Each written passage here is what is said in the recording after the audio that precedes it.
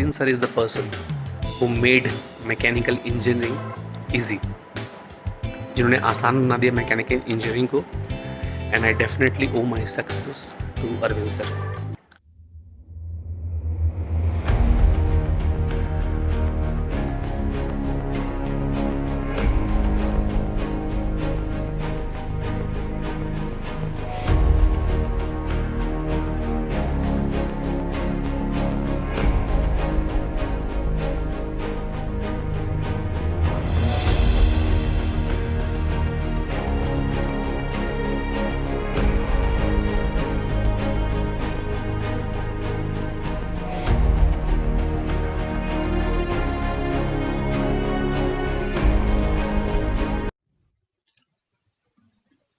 Work and energy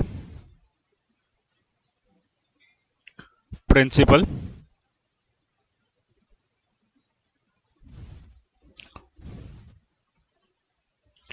ground से मैंने एक बॉल को v वेलोसिटी से वर्टिकल डायरेक्शन में थ्रो किया.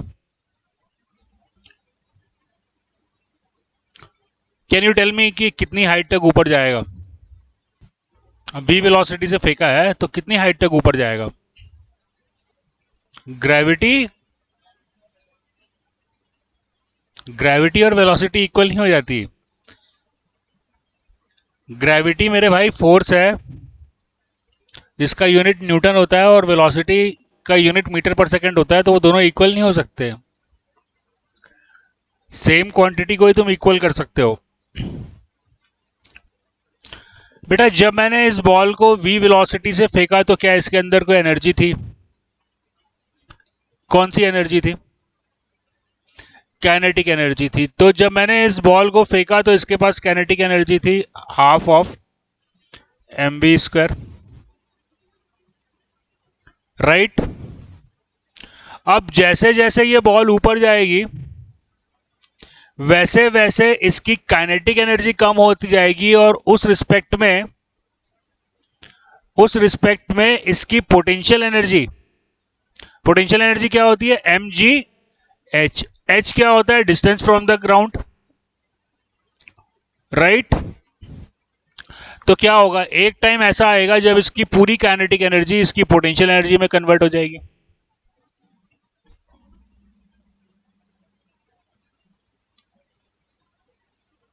राइट. तो कितनी हाइट तक ये ऊपर जाएगा? दैट इज m से n कैंसिल आउट हो गया. हाइट मेरे को मिलेगी v square by 2g. v square by 2g.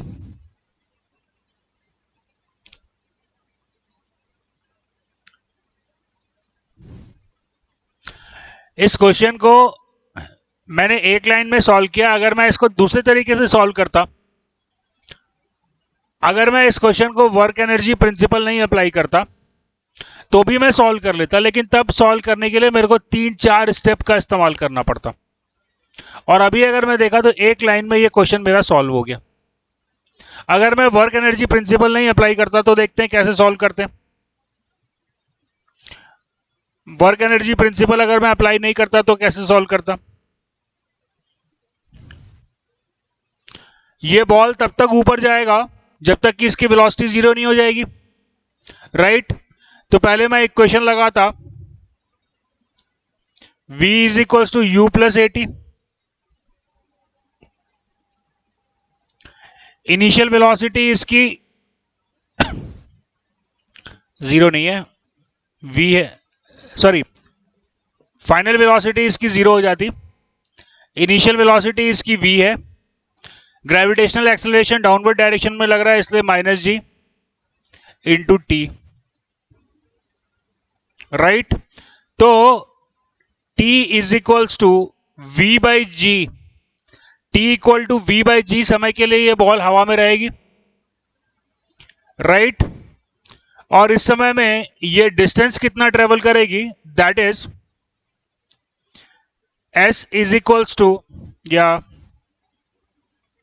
ये डिस्टेंस अपन यहां से भी निकाल सकते थे, v square minus u square is equals to 2a s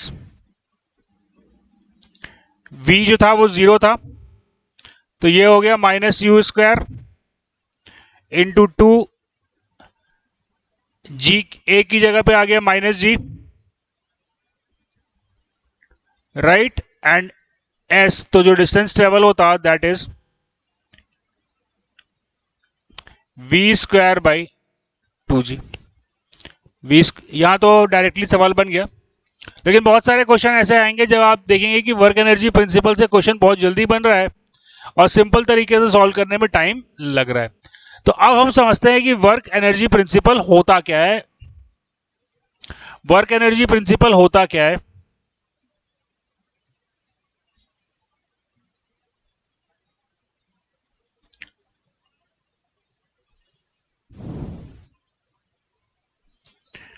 If no external work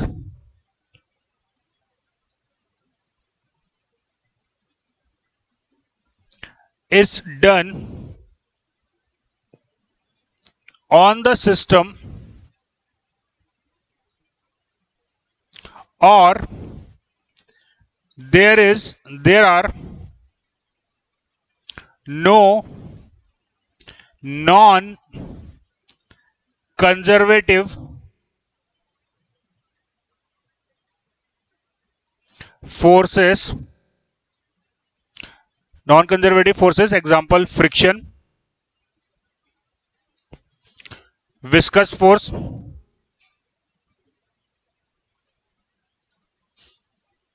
और plastic deformation,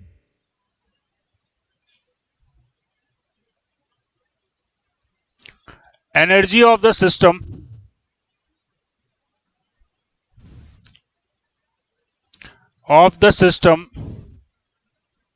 remain constant। यदि किसी सिस्टम पे कोई एक्सटर्नल फोर्स नहीं एक्ट कर रही, सॉरी एक्सटर्नल एनर्जी वर्क नहीं एक्ट कर रहा, और वहां पे कोई नॉन कंजर्वेटिव फोर्स का मतलब समझ लो फ्रिक्शन प्रेजेंट नहीं है, तो सिस्टम की एनर्जी जो है वो कांस्टेंट रहनी चाहिए।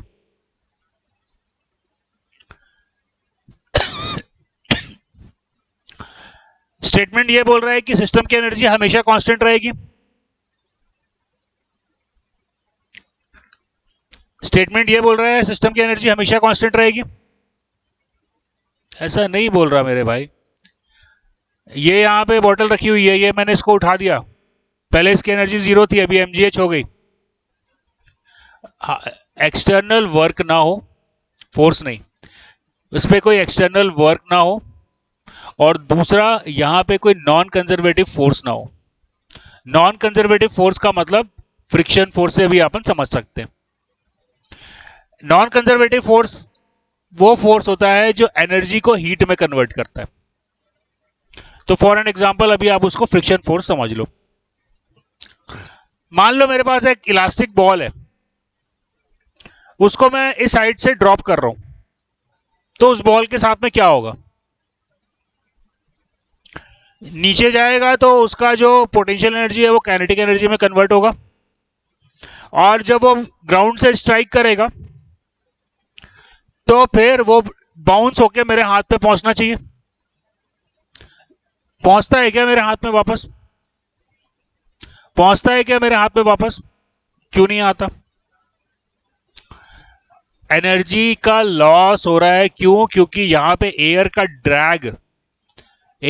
ड्रैग है जो कि एनर्जी को लॉस कर रहा है। दूसरा, जब बॉल टकराता है ग्राउंड से तो कहीं ना कहीं प्लास्टिक डिफॉर्मेशन होता है। एयर ड्रैग को फ्रिक्शन आप मान सकते हो। Air drag basically viscous forces होती है। राइट नाउ उसको आप फ्रिक्शन मान लो, मैं डिटेल में ज्यादा नहीं जाऊंगा, अभी फ्रिक्शन मान सकते हो। तो एयर ड्रैग हो रहा है, और उसके बाद जब बॉल टकराई तो ग्राउंड और बॉल के बीच में कुछ प्लास्टिक डिफॉर्मेशन होगा। बॉल का शेप भले वो आपको आंख से दिखाई ना दे, लेकिन कुछ ना कुछ उसका शेप चेंज होगा। उस शेप चेंज होने के कारण वापस बॉल मेरे हाथ पे नहीं आई। लेकिन अगर बॉल एकदम परफेक्टली इलास्टिक हो, जिसमें कोई भी प्लास्टिक डिफॉर्मेशन ना हो, प्लास्टिक डिफॉर्मेशन का मतलब परमानेंट डिफॉर्मेशन जिसमें ना हो, और वैक्यूम हो, तो बॉल को मैं छोड़ूंगा तो बॉल वापस मेरे हाथ पे आएगी। Right, that is the conservation of energy principal. Right, अब अपन इस डेफिनेशन को कन्वर्ट करेंगे इक्वेशन के फॉर्म में। डेफिनेशन बहुत सिंपल है कि अगर सिस्टम पे फ्रिक्शन ना एक्ट कर रहा हो, अभी फ्रिक्शन के अलावा विस्कस फोर्सेस भी है, सीरियस फोर्सेस भी है, अभी अपन एक शब्द लेके चल रहे हैं, फ्रिक्शन ना एक्ट कर रहा हो और कोई एक्सटर्नल वर्क डन ना हो रहा हो, तो सिस्टम की एनर्जी जो है वो हमेशा कांस्टेंट रहनी चाहिए। That is the work energy principal. चलो अब इसको अपन इक्वेशन के फॉर्म में लिखते हैं। इक्वेशन कहता है E1 is equals to E2।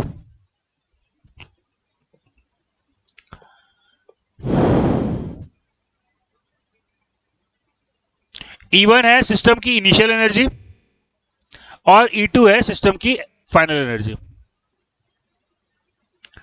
लेकिन अभी मैंने देखा क्या E1 इक्वल टू E2 होता है क्या? यहां पे E1 इक्वल टू E2 है क्या? नहीं। यानी कि E1 और E2 तब होगा जब कोई फ्रिक्शन फोर्स ना एक्ट कर रहा हो, कोई एक्सटर्नल वर्क डन ना हो रहा हो। तो इस इक्वेशन को अपन कंप्लीट करते हैं। मान लो कि फ्रिक्शन एक्ट कर रहा होगा, तो सिस्टम की इनिशियल एनर्जी और फाइनल एनर्जी में से कौन सी एनर्जी बड़ी होगी? इनिशियल। तो क्या करूंगा मैं, E2 plus energy loss in the friction,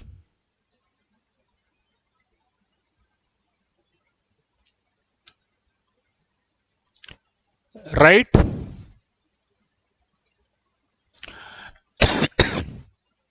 अगर मैं सिस्टम के ऊपर वर्क कर रहा हूं तो कौन सी एनर्जी ज्यादा होगी, इनिशियल या फाइनल? सिस्टम के ऊपर अगर मैं वर्क कर रहा हूं तो, अगर मैं सिस्टम के ऊपर वर्क कर रहा हूं तो जो वर्क है वो एनर्जी के फॉर्म में सिस्टम में स्टोर होगा। यानी कि अगर मैं सिस्टम पे वर्क कर रहा हूं तो इक्वेशन बन जाएगा EW, जो कि मैं सिस्टम पे वर्क किया, plus initial energy equal to final energy plus the loss of energy.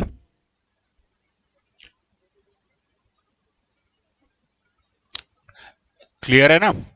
देखो बॉटल यहां पे रखी हुई है, बॉटल यहां पे रखी हुई है, अभी इसकी एनर्जी कितनी है? 0। तो इसका इनिशियल एनर्जी E1 कितना हो गया? 0। अभी मैं इसको उठा दिया, अभी कितना हो गया? कहां से आया mgh? mgh equal to EW, जो एक्सटर्नल वर्क मैंने इसके ऊपर किया। Is it clear?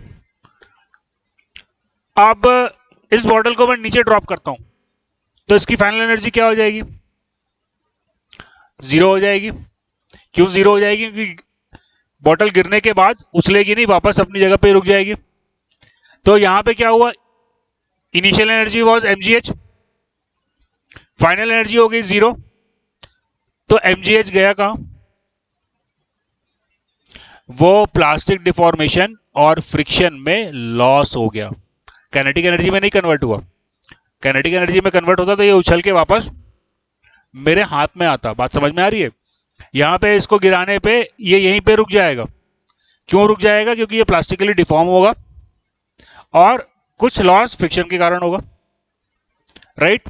तो अब बड़ी सिंपल इक्वेशन मेरे पास में आ गई है, EW plus E1 equal to E2 plus EF, where EW is external work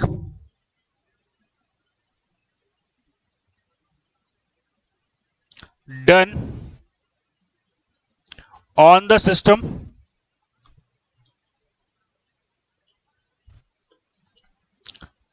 EF loss of energy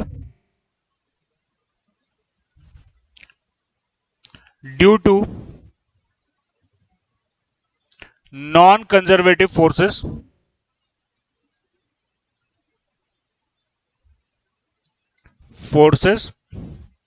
अभी नॉन कंजर्वेटिव फोर्स को समझने के लिए आप फ्रिक्शन समझ लो।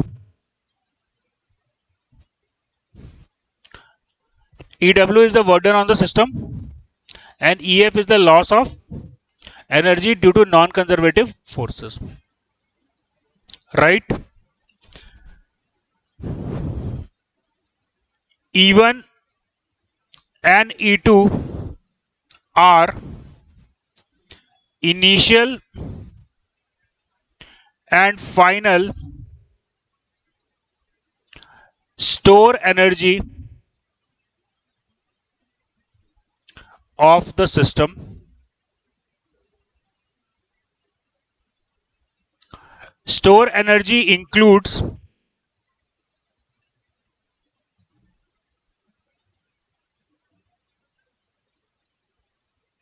first kinetic energy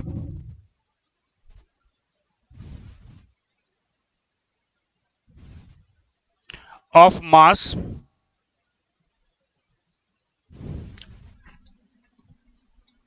kinetic energy of mass,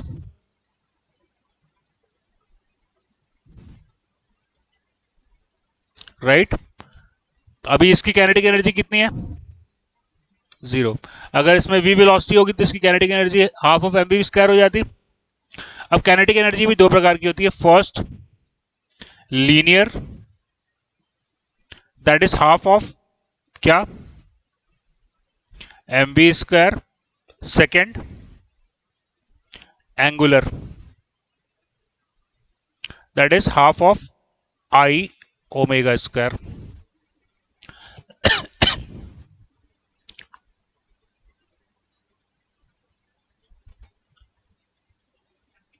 right second जो एनर्जी सिस्टम की होती है that is kinetic energy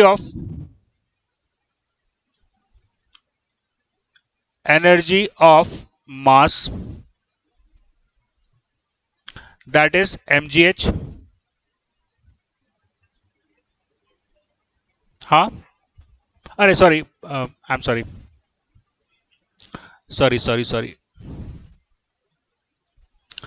that is potential energy of mass right और थर्ड होता है potential energy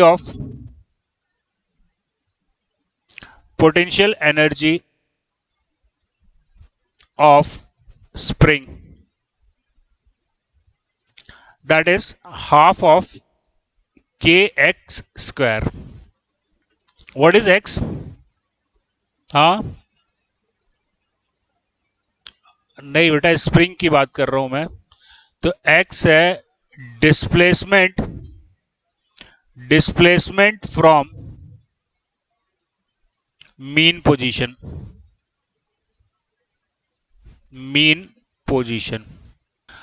ये थोड़ा ध्यान देना आप लोग गड़बड़ कर देते हो यहां पे स्प्रिंग की एनर्जी को कैलकुलेट करने में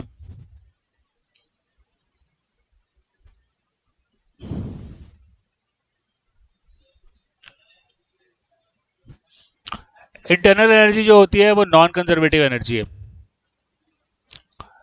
internal energy enthalpy these are the non conservative energy जिसकी बात अपन यहाँ पे मैकेनिक्स में नहीं करेंगे जब अपन थर्मोडायनेमिक्स में जाएंगे तो वहां पे अपन उसको डिस्कस करेंगे चलिए अब ये x का मतलब क्या होता है मान लो ये जो वायर है स्प्रिंग है इसकी लेंथ y है इसकी नेचुरल लेंथ y है अभी इसमें कितनी एनर्जी है स्प्रिंग है ये ना स्टिफनेस इसका k है और इसकी लेंथ y है y is the natural length of the spring what is the energy in this spring 0 क्यों 0 y इसकी नेचुरल लेंथ थी और अभी स्प्रिंग की लेंथ जो है वो y है राइट अब जो गलती आप लोग करते हो वो मैं आपको बताता हूं क्या करते हो अब मान लो आपने इसको डिस्प्लेस कर दिया y1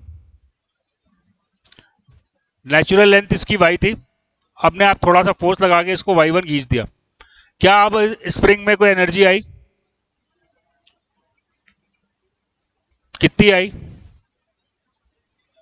हाँ, अब इसके अंदर जो एनर्जी है दैट इज हाफ ऑफ के y1 स्क्वायर.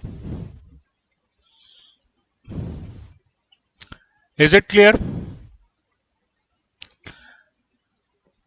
अभी मान लो मैं इसको यहां पे खींच के लेके आ गया और ये इसका पोजीशन 1 है. पोजीशन 1 पे इसमें y1 का इलोंगेशन है. Is it clear? अब मैंने इसको खींच के y2 डिस्टेंस इसका और बढ़ा दिया. अब इसका नया एनर्जी कितना होगा? गलत गलत गलत गलत. हाँ, E1 जो है, देखो इधर देखो, E1 जो एनर्जी था स्टेट 1 पे वो था हाफ ऑफ के y1 स्क्वायर, राइट. अब आपने इसको क्या किया, आपने इसको y2 डिस्टेंस और इंक्रीज किया, यानी कि मीन पोजीशन से इसका डिस्प्लेसमेंट कितना हो गया? 1/2 के y1 plus y2 whole square. Is it clear? अभी अगर आपसे पूछेगा कि भैया ये इसको y2 एक्सटेंड करने के लिए कितना मेरे को वर्क करना पड़ा, तो वो वर्क कितना होगा? एक्सटर्नल वर्क जो मेरे को करना पड़ा दैट वुड बी क्या होगा? E2 minus E1. मैं इसको फिर से समझाऊंगा क्योंकि आप लोग यहां पे बहुत गलती करते हो. तो एक्सटर्नल वर्क जो मेरे को एक्चुअली करना पड़ा वो कितना करना पड़ा? 1/2 के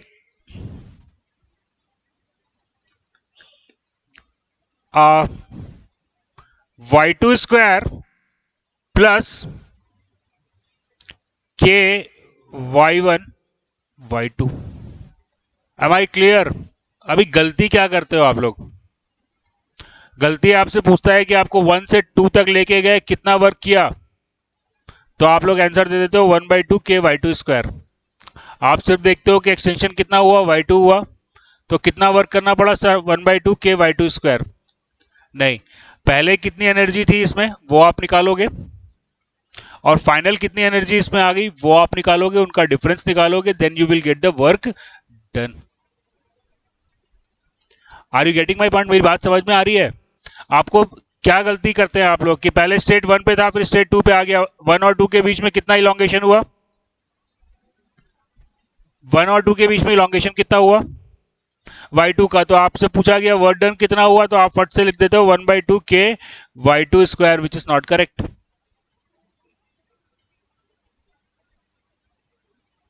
एम आई क्लियर? जो वर्क डन अपने को करना पड़ा वो 1/2 के y2 स्क्वायर प्लस के y1 y2 के बराबर वर्क करना पड़ा. Is that clear? तो बेटा आपने करना क्या है, आपने पहले एक अपने सिस्टम को एज्यूम करना है और उस सिस्टम की इनिशियल एनर्जी आपको फाइंड आउट करनी है. सिस्टम की इनिशियल एनर्जी आप कैसे निकालोगे? उसमें आप देखोगे कि क्या कोई मास है, मास है तो उसमें लीनियर मोशन हो रहा है या एंगुलर मोशन हो रहा है. अगर लीनियर मोशन है तो half of mv square add करोगे, एंगुलर है तो half of i omega square करोगे, और दोनों है तो दोनों ऐड होगा.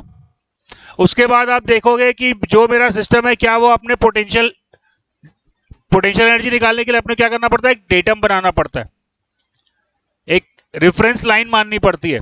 तो जो रेफरेंस लाइन मानी है उससे कितनी डिस्टेंस पे, अगर ऊपर है तो आप उसको प्लस mgh लिखोगे, और रेफरेंस लाइन के नीचे है तो आप उसको माइनस mgh लिखोगे. इसके बाद आप देखोगे क्या उसमें कोई स्प्रिंग लगा हुआ है, अगर स्प्रिंग लगा हुआ है तो उस स्प्रिंग की कितनी एनर्जी है, ये स्टेट 1 पे आप निकालोगे. सेम चीज आप स्टेट 2 पे निकालोगे, यानी कि आपको E1 और E2 दो चीजें निकालना जरूरी है. अब इसके बाद आप क्या करोगे? E1 इक्वल टू E2 कर दोगे? नहीं. अब आप देखोगे कि क्या यहां पे कोई फ्रिक्शन एक्ट कर रहा है क्या? अगर फ्रिक्शन एक्ट कर रहा होगा तो क्या हो जाएगा?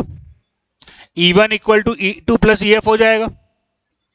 फिर आप देखोगे कि कोई वर्क डन हुआ है क्या? अगर वर्क डन हुआ है तो फिर आप उसको कंपनसेट करोगे. क्लियर है? बेसिक काम करना है, स्टेट 1 पे एनर्जी निकालना है, स्टेट 2 पे एनर्जी निकालना है, और ये देखना है कि इसके बीच में कोई नुकसान हुआ तो वो नुकसान को आप ऐड करोगे, और कोई एक्सटर्नल वर्क हुआ तो वो एक्सटर्नल वर्क को आप कंपनसेट करोगे। क्लियर है? एक क्वेश्चन मैं सॉल्व करता हूं, उसके बाद आपको कॉन्सेप्ट और ज्यादा क्लियर हो जाएगा।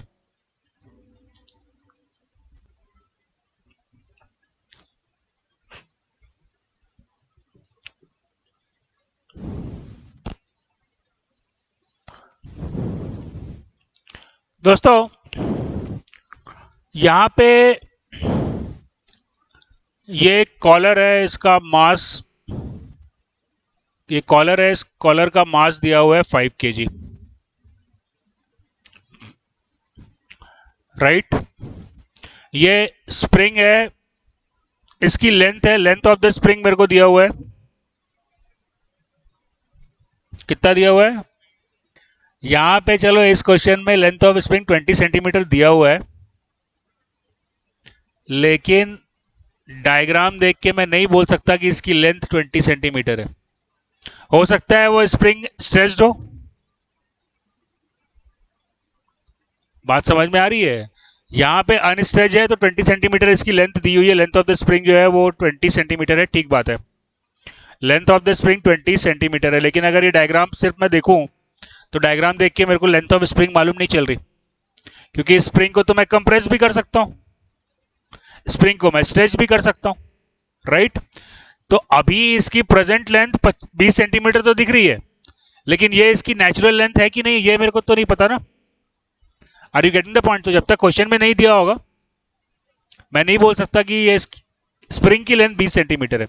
अभी इसकी प्रेजेंट लेंथ 20 सेंटीमीटर है, पर इस क्वेश्चन में स्प्रिंग की जो नेचुरल लेंथ है वो भी 20 सेंटीमीटर है, यानी कि इस स्प्रिंग में कोई डिफॉर्मेशन अभी प्रेजेंटली नहीं है, राइट। अब क्या बोल रहा है कि ये कॉलर जो है वो 15 सेंटीमीटर फॉल हो रहा है। अभी ये कॉलर रेस्ट में है, यहां से मैं इसको ड्रॉप कर रहा हूं, ये 15 सेंटीमीटर जब फॉल होगा तो इस कॉलर का वेलोसिटी कितना होगा, that you have to calculate, that is the question itself. हाँ, क्या होना चाहिए क्या नहीं होना चाहिए वो तुम बताओ ना। बेसिक चीज मेरे को ये करनी है, मेरे को अपनी इनिशियल एनर्जी निकालनी है, मेरे को फाइनल एनर्जी निकालनी है, राइट। कैसे कैलकुलेट करते हैं वो अभी अपन देखते हैं, राइट। सबसे पहले मैं इसको मान लेता हूं, ये मास है, पोजीशन 1 को मैं मान लेता हूं reference line, reference line Z Z, यानी कि पोटेंशियल एनर्जी को मैं इस लाइन से कैलकुलेट करूंगा, राइट। अब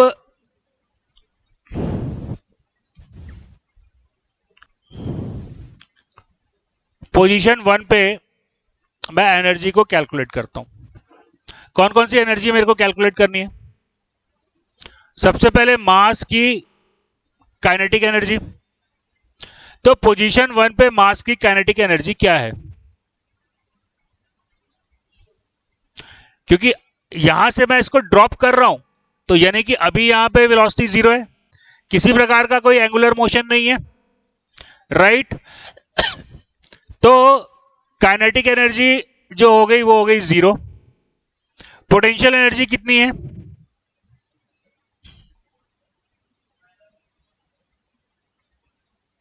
एंड व्हाट इज एच? मैंने बेटा क्वेश्चन में यहां पे लिया है रेफरेंस, देखो ये मैंने जेड जेड लाइन जो है वो रेफरेंस लाइन लिया है। तुम्हारे को मन करता है तो तुम यहां पे ले सकते हो, लेकिन यहां पे लोगे तो माइनस नहीं होगा प्लस होगा, क्योंकि आप रेफरेंस लाइन के ऊपर जा रहे हो। मैंने यहां पे रेफरेंस लाइन, यहां 1 1 पे रेफरेंस लाइन लिया है, राइट। तो पोटेंशियल एनर्जी कितनी हुई इसकी? माइनस एम जी एच या प्लस एम जी एच, ठीक है। What is the value of H? H is 0 रे बाबा, एच 0 हुआ ना। देखो पोटेंशियल एनर्जी निकालने से पहले तुम्हें एक काम करना है। क्या काम करना है? एक लाइन खींचनी है। बात समझ में आ रही है? पोटेंशियल एनर्जी निकालने से पहले तुम्हें एक लाइन खींचनी है, राइट। और उस लाइन के रेफरेंस में ही तुम पोटेंशियल एनर्जी को कैलकुलेट कर सकते हो। इसकी पोटेंशियल एनर्जी कितनी है तुम्हारे बोलने से? किस रेफरेंस में? अगर मैं ग्राउंड से लूंगा तो इसकी पोटेंशियल एनर्जी कुछ निकलेगी, करेक्ट है ना? तो पोटेंशियल एनर्जी को निकालने के लिए सबसे पहले तुम्हें एक लाइन खींचनी है, इसको कहते हैं रेफरेंस लाइन। और रेफरेंस लाइन कहां खींचना है? जहां आपकी इच्छा हो, कोई बाउंडेशन नहीं है, लेकिन जो भी आप एनर्जी कैलकुलेट करोगे उस लाइन के रेफरेंस में ही कैलकुलेट करोगे। तो सबसे पहले मैंने क्या किया, मैंने 1 1 वाली जो लाइन थी उसको रेफरेंस लाइन मान लिया। अभी पोजीशन 1 पे ये कॉलर का वेलोसिटी 0 है, तो काइनेटिक एनर्जी हो गया 0। पोटेंशियल एनर्जी क्या होगा, क्योंकि ये जो ब्लॉक है वो मेरे रेफरेंस लाइन पे ही है, राइट? तो इसका पोटेंशियल एनर्जी हो गया 0। अब इसमें लगा है स्प्रिंग, स्प्रिंग का एनर्जी कितना होगा? 0 होगा, क्योंकि इसकी नेचुरल लेंथ 20 सेंटीमीटर थी और ये 20 सेंटीमीटर पे ही है, यानी कि इसमें ना कोई एक्सटेंशन नहीं है। तो इसका मतलब अभी स्प्रिंग का एनर्जी भी हो गया 0। क्लियर बच्चों? क्लियर है? चलो अब पोजीशन 2 पे आ जाओ। जब पोजीशन 2 पे मैं आया तो ये कॉलर का कुछ वेलोसिटी होगा, राइट? तो पोजीशन 2 पे मेरे को मिलेगी काइनेटिक एनर्जी 1/2 mv², राइट? जब मैं पोजीशन 2 पे आ रहा हूं तो पोटेंशियल एनर्जी क्या होगी? That is mg h is equals to minus 0.15। Minus क्यों लिखा? माइनस क्यों लिखा? क्योंकि स्टेट 2 जो है वो मेरा रेफरेंस लाइन के नीचे है। यहां तक समझने में कोई दिक्कत? Is it clear? अब बच्चों पहले जो स्प्रिंग की लेंथ 20 सेंटीमीटर थी, अब वो मेरे को कुछ एक्सटेंडेड दिख रही है, यानी कि स्प्रिंग की भी पोटेंशियल एनर्जी होगी। कितनी होगी निकाल लो। √20² प्लस 15², ये आपका हो गया 400 और 225, 25 सेंटीमीटर आ रहा है स्प्रिंग का लेंथ। यहां पे स्प्रिंग का लेंथ जो आ रहा है वो मेरे को 25 सेंटीमीटर मिल रहा है।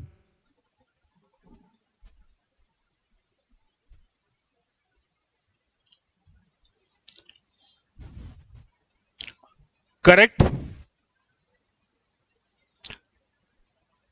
कोई दिक्कत, कोई समस्या? तो अब स्प्रिंग की एनर्जी आ गई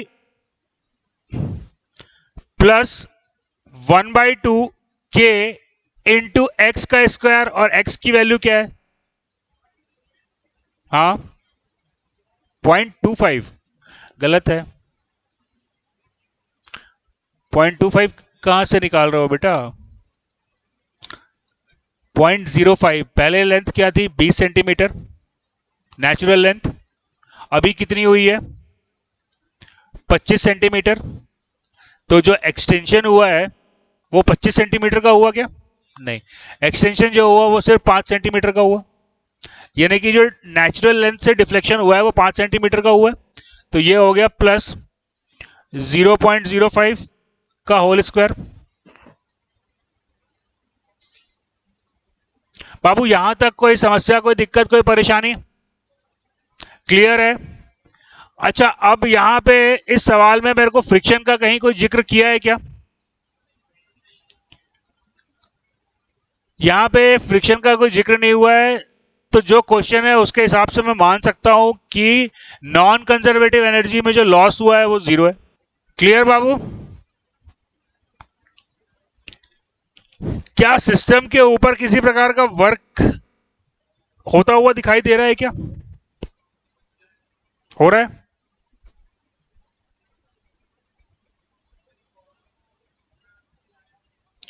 कॉलर को नीचे लाए, कॉलर को नीचे लाए नहीं, कॉलर को नीचे लाए नहीं, कॉलर नीचे आया। बात समझ में आ रही है? कॉलर को मैं नीचे लाया नहीं हूं, मैं ड्रॉप किया हूं सिर्फ कॉलर को। ये कॉलर यहां पे होल्ड किया हुआ था, इसको मैंने छोड़ दिया है। मैं इसके ऊपर कोई वर्क थोड़ी ना कर रहा हूं उसको नीचे लाने के लिए। बात समझ में आ रही है? अगर देखो ये बॉटल है, इसको मैं छोड़ दूंगा तो ये ऑटोमेटिकली नीचे जाएगी। इसको नीचे ले जाने के लिए मैं कोई वर्क इसके ऊपर नहीं कर रहा हूं। बात समझ में आ रही है? तो यहां पे सिस्टम के ऊपर कोई वर्क होता हुआ मेरे को तो दिखाई नहीं दे रहा। आप लोग बताओ, यहां पे कोई एक्सटर्नल वर्क डन भी नहीं हो रहा। बात समझ में आ रही? तुम्हारा डाउट क्लियर हुआ? ये कॉलर को मैं नीचे लाया नहीं, ये कॉलर को, अब तुम ये कहोगे कि ये स्प्रिंग एक्सटेंड हुई। स्प्रिंग को भी मैंने एक्सटेंड किया नहीं, स्प्रिंग को मेरे सिस्टम ने एक्सटेंड किया है। मेरा सिस्टम कौन था? स्प्रिंग और कॉलर। तो जब कॉलर नीचे आया तो स्प्रिंग एक्सटेंड हुई। यहां थोड़ा सा ध्यान दीजिएगा, नहीं तो कंफ्यूज होंगे। सिस्टम मैंने क्या माना था? स्प्रिंग को और कॉलर को, राइट? क्या स्प्रिंग और कॉलर के ऊपर मैंने कोई वर्क किया क्या? कॉलर खुद नीचे आया, और जब कॉलर नीचे आया तो उसने स्प्रिंग के ऊपर वर्क किया, यानी कि जो भी वर्क हुआ इंटरनल वर्क था, बाहर से कोई वर्क नहीं किया गया, यानी कि बर्डन जो है वो जीरो होगा। Am I clear? तो यहां पे मेरे को मिल गया E W is equal to zero, E W equal to zero. तो आपको क्या मिल गया? E1 that was equal to zero and that is equal to E2।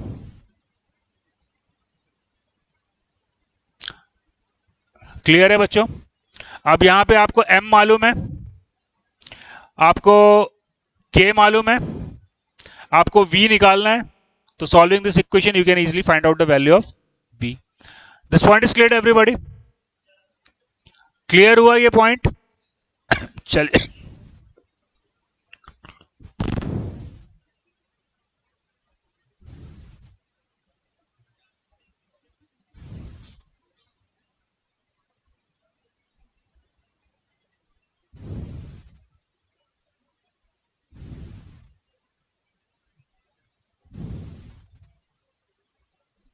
write down two blocks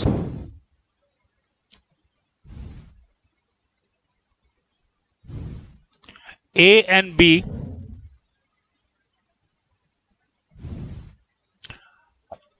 of mass 100 kg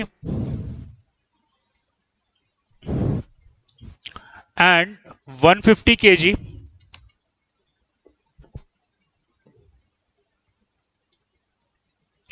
are connected by a string, connected by a string. If the system is released from rest, find the velocity of block A after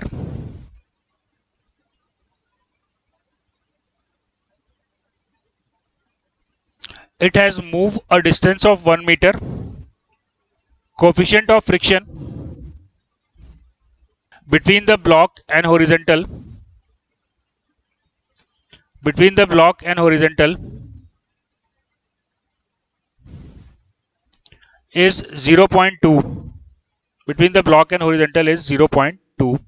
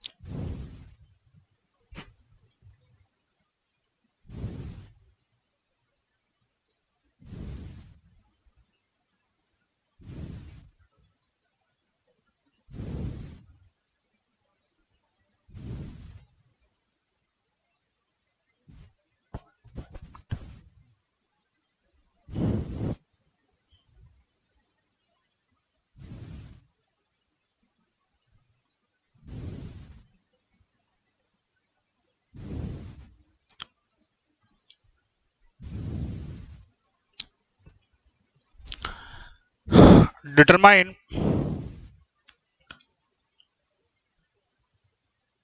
compression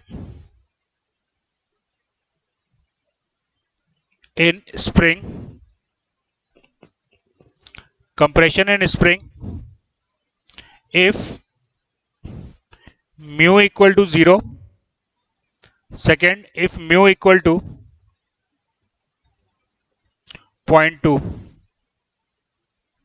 यहाँ पे एक 5 kg का block है, वो एक 30 degree के inclined surface पे है, वो एक स्प्रिंग को हिट कर रहा है आफ्टर 0.5 मीटर डिस्टेंस ट्रेवल करने के बाद. आपको इस स्प्रिंग में कितना कंप्रेशन होगा ये निकालना है. पहले आप मान लीजिए कि सरफेस और ब्लॉक के बीच में कोई फ्रिक्शन नहीं है, और दोबारा जब फ्रिक्शन है तो कितना कंप्रेशन होगा. So let's try to solve these two questions.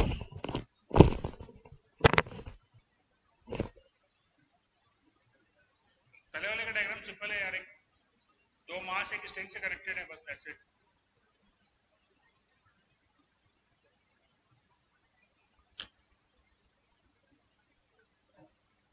हो गया डायग्राम, ड्रॉ हो गया.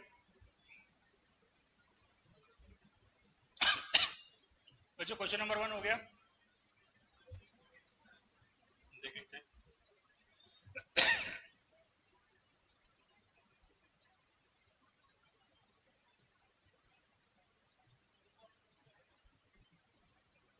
बताता हूँ.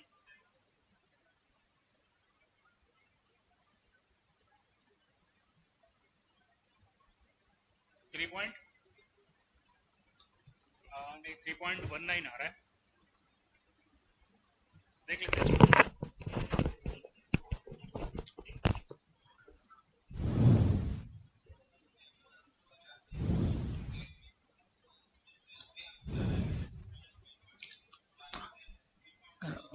या तो तुमने कैलकुलेशन में कुछ गलती किया होगा. न्यूमेरिकल आंसर वाले जो क्वेश्चन रहते हैं नॉर्मली वो कैंसल आउट हो जाते हैं और राउंड ऑफ होके नंबर मिलता है, नहीं तो उसमें तुमको वो मिलता है. अदरवाइज तुमको फिर उसमें रेंज मिलती है, उस रेंज के अंदर वैल्यू आनी चाहिए. 3.19 और 3.84 इतना डिफरेंस नहीं आएगा. कैलकुलेशन में कुछ गड़बड़ हुआ होगा, देख लेते हैं.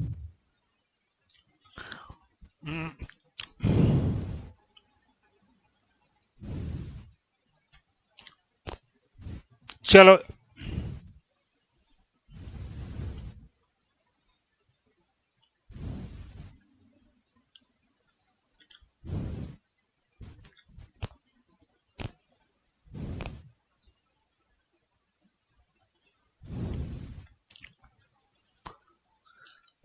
दोस्तों यहां पे सबसे पहले मैं कैलकुलेट करता हूं E1.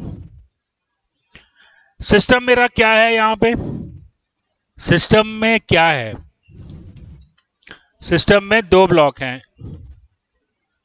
ए कौन सा है, ये वाला ए है ना, ये ए है और ये बी है. तो तुम्हारा सिस्टम जो है it comprises A and B. तुम्हारा सिस्टम क्या है, अगर यहाँ पे बीच में स्प्रिंग लगा होता तो तुम्हारा सिस्टम हो जाता ए बी प्लस स्प्रिंग. अगर एक मास और लगा देता, सी लगा देता, तो सिस्टम हो जाता ए बी और सी. जितने भी मास हैं, स्प्रिंग है, उनको आपको एक सिस्टम मान के चलना पड़ेगा. ठीक बात है. चलो अब अपन निकालते हैं एनर्जी एट पॉइंट 1, स्टेट 1. किसकी एनर्जी निकालनी है, सिस्टम क्या है ए और बी. अभी दोनों ब्लॉक जो है वो रेस्ट पे है, तो काइनेटिक एनर्जी दोनों की हो जाएगी 0. ए की भी 0, बी की भी 0.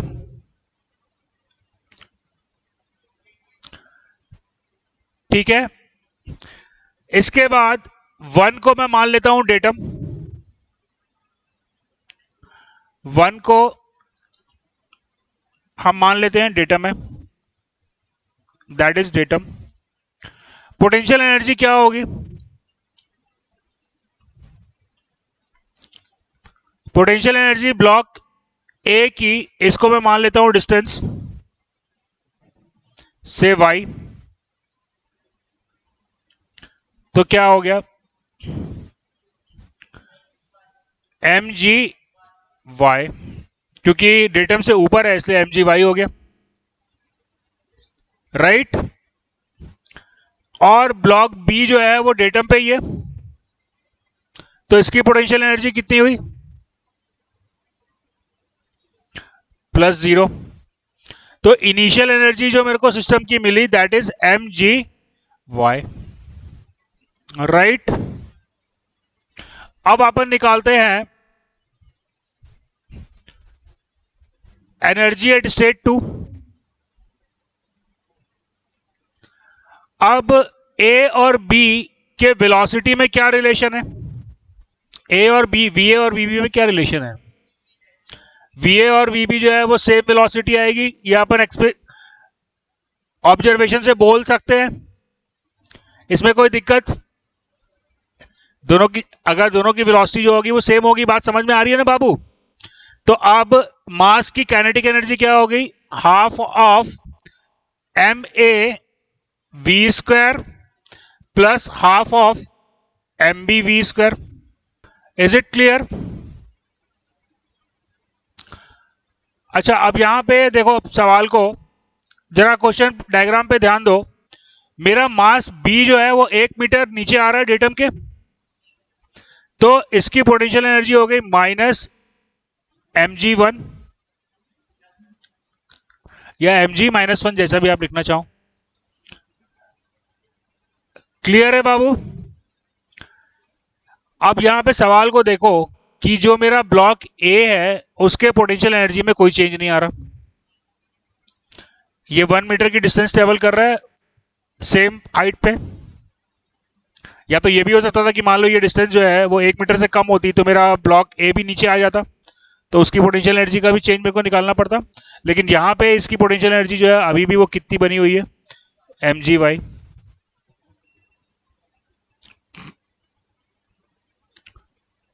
M I clear?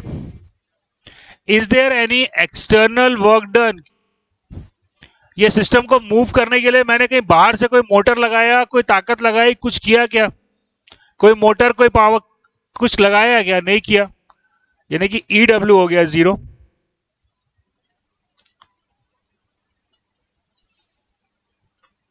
योगेश्वर समझ आ रहा है बेटा? कोई नुकसान हो रहा है क्या एनर्जी का? हाँ, नहीं हो रहा। क्वेश्चन में दिया हुआ है बेटा, म्यू जो है वो लग रहा है। तो loss of energy in the friction,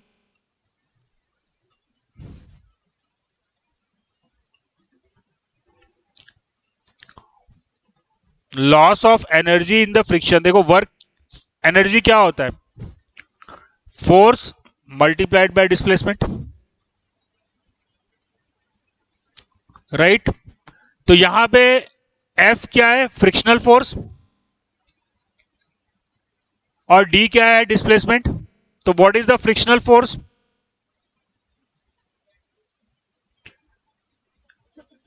mu M g, mu m कौन सा, म्यू एम ए जी, और डी कितना है, डी जो है वो 1 मीटर है।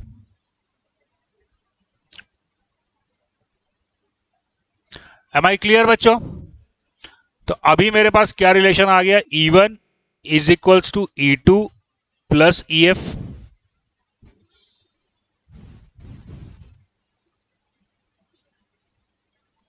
राइट। E1 मेरे को मिला था mgy, E2 मेरे को मिला mgy plus 1/2 ma plus mb v square, right, minus mg1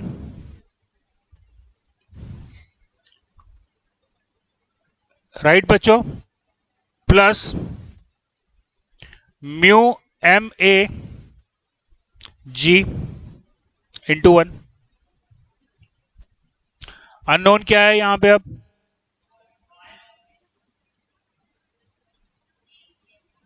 Y unknown है क्या? इक्वेशन देख, उसके बाद डिसाइड कर। एम जी वाई कैंसिल आउट हो गया, राइट। अननोन क्या बचा? अननोन सिर्फ तेरे पास एक बचा, v, right. So by solving this equation I will get the value of v. Clear? कोई दिक्कत, कोई समस्या, कोई परेशानी? सिस्टम क्या लेना है? जो भी मास, जो भी स्प्रिंग, सब मेरा सिस्टम बनेगा, राइट। चलो क्वेश्चन नंबर 2 देख लेते हैं और क्लियर हो जाएगा अगर डाउट होगा तो।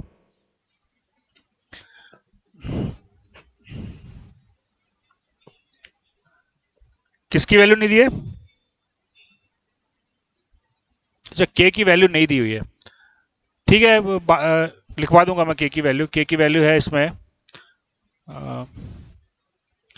अभी तो प्रिंसिपल अपन देख लेते हैं, के की वैल्यू बता देता हूं मैं। के की वैल्यू है 15 न्यूटन पर सेंटीमीटर। 15 न्यूटन पर सेंटीमीटर कितना आया? जब म्यू 0 था और म्यू को लेने के बाद 1 पॉइंट क्या, गलत कर रहा हूं, गलत है, गलत है। चलो इधर देखो, अभी फ्रिक्शन है या नहीं है उससे मेरे को, मेरे अप्रोच में कोई चेंज नहीं आएगा। मेरा अप्रोच क्या है? E1 निकालना है, E2 निकालना है, फ्रिक्शन है तो EF निकालना है, नहीं तो EF को 0 कर देना है, दैट्स इट। तो फ्रिक्शन हो या ना हो, मेरे प्रॉब्लम सॉल्विंग अप्रोच में अंतर नहीं आने वाला। बच्चों बात समझ में आ रही है ये? चलिए तो फटाफट सॉल्व कर लेते हैं इसको।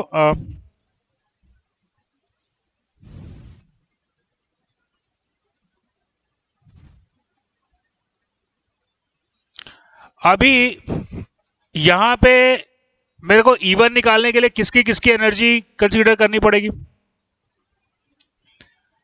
मास की और स्प्रिंग की। तो मैं ये जो पोजीशन है इसको डेटम मान लेता हूं, राइट। तो E1 क्या हो गया? मास अभी रेस्ट में था तो काइनेटिक एनर्जी 0, पोटेंशियल एनर्जी ये डेटम है तो 0,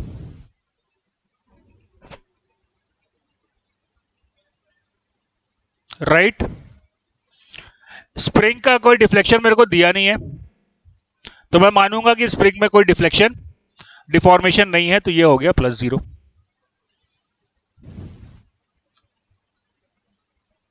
राइट बच्चों? Is that clear? अब E2 निकालने में ध्यान देना, नहीं तो गलत किए होगे। जब मैं E2 निकालूंगा तो मेरे को मैक्सिमम कंप्रेशन चाहिए स्प्रिंग का। मैक्सिमम कंप्रेशन मेरे को कब मिलेगा? जब ये मास का पूरा काइनेटिक एनर्जी कन्वर्ट हो जाए। मैक्सिमम कंप्रेशन में तभी मिलेगा जब मास का काइनेटिक एनर्जी 0 हो जाना चाहिए।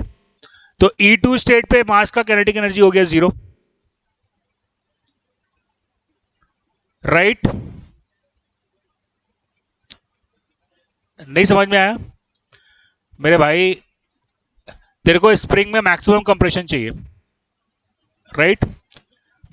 स्प्रिंग को कंप्रेस कर रहा है यानी कि स्प्रिंग में एनर्जी दे रहा है। स्प्रिंग में एनर्जी कहां से आ रही है? ब्लॉक से आ रही है, तो ब्लॉक की पूरी काइनेटिक एनर्जी 0 हो जानी चाहिए। जब ब्लॉक अपनी मैक्सिमम एनर्जी इसको ट्रांसफर करेगा तभी तो स्प्रिंग मैक्सिमम कंप्रेशन में आएगा। तो जब ये मैक्सिमम कंप्रेशन की स्टेट पे होगा तो ये मेरे मास की वेलोसिटी जो है वो 0 हो जानी चाहिए। क्लियर हुआ ये पॉइंट? चलिए, तो E2 हो गया 0। मास का पोटेंशियल एनर्जी क्या हुआ? पॉइंट, गलत। आपने कैलकुलेट करना है, एक्चुअली मैंने ये डेटम मैंने भी थोड़ा सा गलत बना दिया, डेटम ये ऐसा आएगा,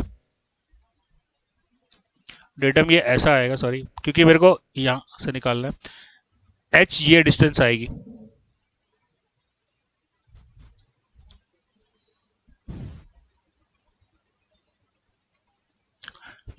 बाबू मेरे को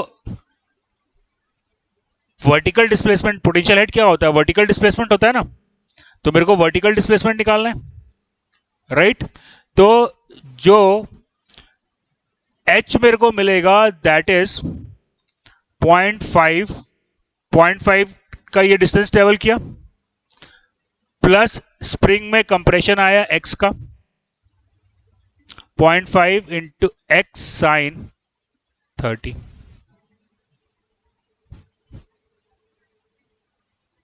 ये लेंथ चाहिए ना बेटा मेरे को, और ये 0.5 प्लस एक्स क्या है, यहां से यहां तक का डिस्टेंस, प्लस एक्स क्या है,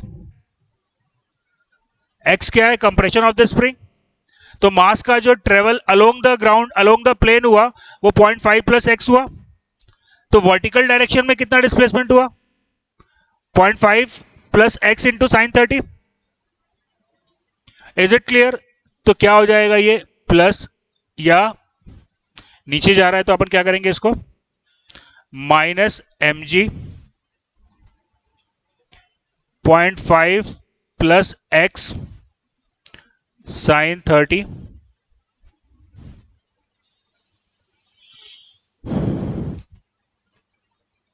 और कोई एनर्जी 0.2 पे जो स्प्रिंग कंप्रेस हुआ वो 1/2 के एक्स स्क्वायर कर दोगे। Is it clear? E1 निकल गया, E2 निकल गया, राइट। फ्रिक्शन हो या फ्रिक्शन ना हो, E2 का जो मैं रिलेशन निकाला हूं वो चेंज नहीं होगा, x की वैल्यू चेंज होगी लेकिन जो रिलेशन मैं निकाला हूं वो चेंज नहीं होने वाला। यानी कि E1 की वैल्यू और E2 की वैल्यू का जो रिलेशन मेरे को मिल रहा है दैट विल रिमेन सेम। तो अगर if mu equal to 0, what I will write, E1 equal to E2।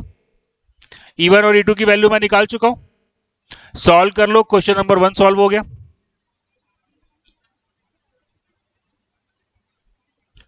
Right.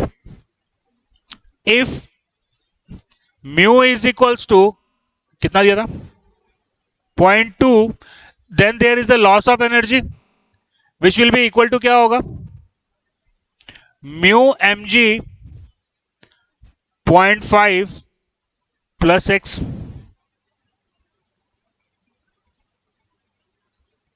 Energy क्या होता है, friction force multiplied by displacement. तो बच्चा फ्रिक्शन फोर्स कितना आया, म्यू एम जी, नहीं सॉरी, हाँ mu M G cos theta आएगा।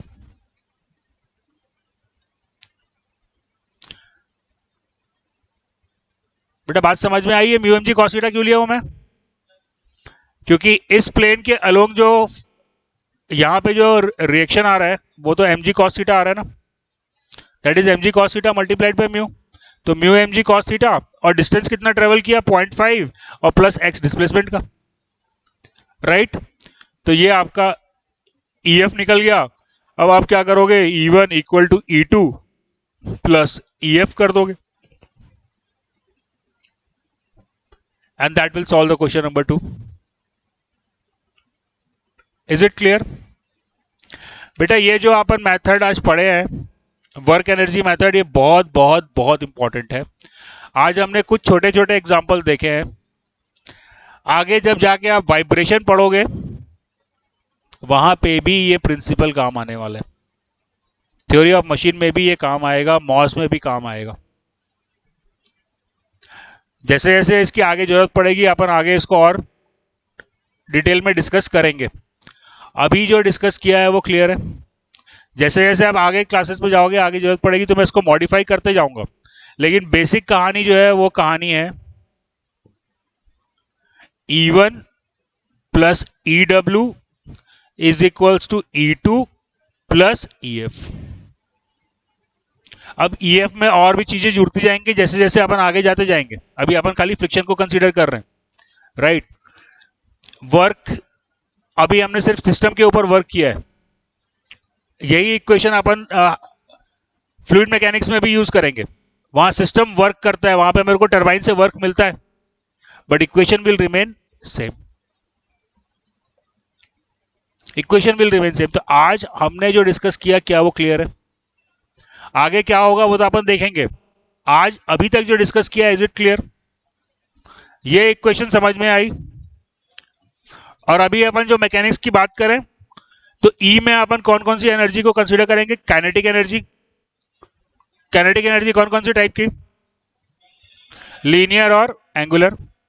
पोटेंशियल एनर्जी मास का, और पोटेंशियल एनर्जी स्प्रिंग का। तो मैकेनिक्स के हिसाब से इतना ही एनर्जी अपने को कंसीडर करना है, और लॉस में अपने को फ्रिक्शनल एनर्जी को कंसीडर करना है। Am I clear? कोई दिक्कत, कोई समस्या, कोई परेशानी? कल क्लास नहीं है, नेक्स्ट क्लास आपकी मंडे को रहेगी 5:30, है ना?